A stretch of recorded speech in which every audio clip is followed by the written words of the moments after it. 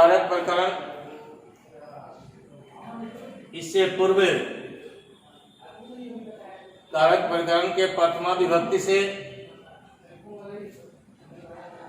तृतीया विभक्ति तक के कुछ सूत्रों का अध्ययन किया गया था।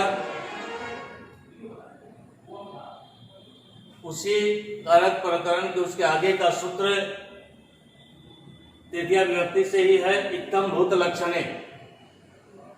इसकी परिभाषा है कि जहां लक्षण विशेष से किसी की पहचान होती है उसमें तृतीया विभक्ति लगाई जाती है। जहां लक्षण विशेष से किसी की पहचान हो उसमें तृतीया विभक्ति लगती है। उदाहरण के लिए, वह पुस्तक से छात्र मालूम पड़ता है। अब इस बात को देखेंगे कि वह छात्र तो मालूम पड़ता है, लेकिन किस चीज से? पुस्तक से। यानी उसके पास पुस्तक है तो वह छात्र के रूप में वह पहचान में आया है। संस्कृत में उसका वाक्य है, सह पुस्तकेन छात्रः प्रतीयते। यहाँ पुस्तकेन में यहाँ तृतीया विभक्ति लगाई गई। अगला है दानार्थे चतुर्थी। दान देने के अर्थ में चतुर्थी विभक्ति लगती है। जैसे उदाहरण है, वह ब्राह्मणों को वस्त्र देता है। अब यहाँ देने की बात है, यहाँ को चिन्ह वैसे भी चिन्ह के मुताबिक भी वह संप्रदान कारक ही है। उसका वाक्य है संस्कृत में, सह ब्राह्मणेभ्यः। क्योंकि ब्राह्मणों को एक ब्राह्मण नहीं है, चतुर्थी विभक्ति के बहुवचन, इसलिए ब्राह्मणेभ्यः वस्त्रम ददाति।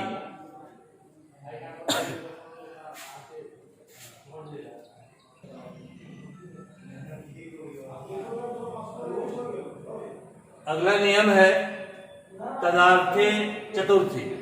यह नियम कहता है कि जिसके लिए कोई वस्तु निमित्त हो उसमें चतुर्थी विभक्ति लगती है।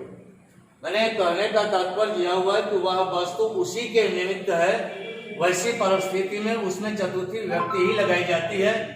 जैसे सोना कुंडल के लिए स्पष्ट उदाहरण दिया हुआ है कि सोना कुंडल के लिए है। संस्कृत में है स्वर्णम कुंडलाय अस्ति, सोना कुंडल के लिए। अगला नियम है नमः स्वस्ति संयोग चतुर्थी।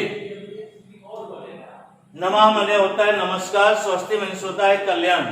यानी नमस्कार और कल्याण के योग में चतुर्थी विभक्ति लगती है। जैसे उदाहरण है, श्री गणेश को नमस्कार है।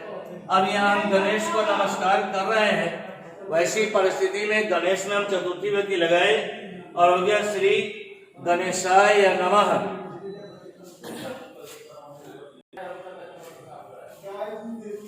अगला नियम है रुच्यार्थानां प्रियमानः। रुचि अथवा पसंद के योग में चतुर्थी विभक्ति लगती है। जैसे मुझको लड्डू पसंद है। अब ये लड्डू पसंद है तो किसको? मुझको। तो यहाँ मुझको शब्द में चतुर्थी विभक्ति लगाई जाएगी और मुझको मैं अस्मत् शब्द के रूप अहम चतुर्थी विभक्ति एक वचन में होता है मह्यम। मह्यम मोदकम रोच्यते। अगला नियम है भित्रार्थानां भय हेतु। भय अथवा रक्षा के योग में पंचमी विभक्ति लगती है। जैसे वह बाघ से डरता है। आप यहाँ देख रहे हैं कि वह डरता है किस चीज से? बाघ से। तो जिसमें डर है उसमें पंचमी विभक्ति लगाई जाएगी। बाघ का संस्कृत व्याघ्र, जिसका अंतिम वर्ग अ है, रूप बालक पर चलेगा। पंचमी विभक्ति एक वचन में व्याघ्रात होता है। सह व्याघ्रात विभेति।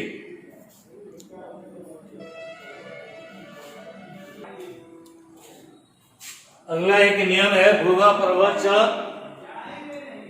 जहां से कोई चीज उत्पन्न होती है उसमें भी पंचमी विभक्ति लगाई जाती है। जहां से कोई चीज उत्पन्न हो रही है, जैसे उदाहरण है गंगा हिमालय से निकलती है। अब गंगा निकलती कहाँ से है? हिमालय से।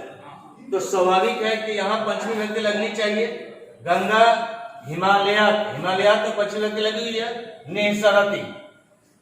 अगला नियम है वही योगे पंचमी, बाहर के योग में पंचमी विभक्ति लगती है।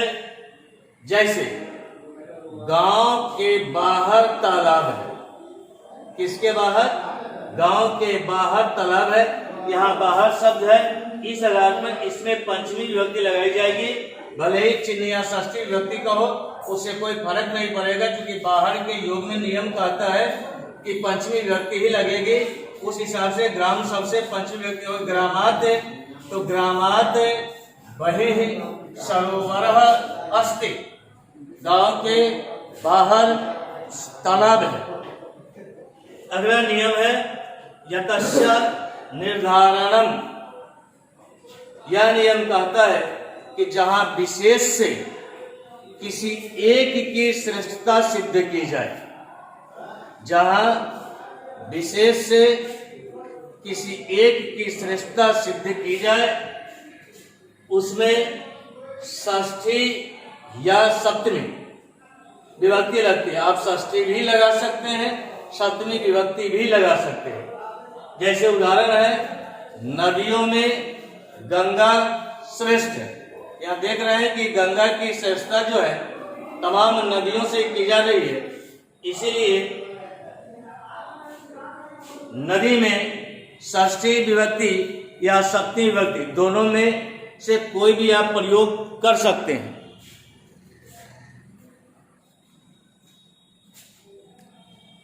अब वो जो उदाहरण देखा है नदियों में गंगा श्रेष्ठ है, अब वाक्य जब बनाएंगे उसका हम अनुवाद करेंगे तो मैंने कहा है कि उसमें षष्ठी विभक्ति भी आप लगा सकते हैं, सप्तमी विभक्ति भी लगा सकते हैं। षष्ठी विभक्ति लगाएं तो नदी नाम गंगा श्रेष्ठतमा अस्ति, वही सप्तमी विभक्ति भी लगा सकते हैं नदीसु गंगा श्रेष्ठतमा अस्ति।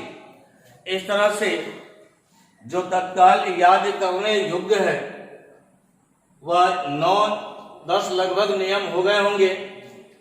इस नियमों को आप इत्मीनान से पहले याद करेंगे, अपनी विशुद्ध उत्तर पुस्तिका में इसको लिखेंगे भी, और उन नियमों के आधार पर 1-2 वाक्य बना करके भी आप रखेंगे।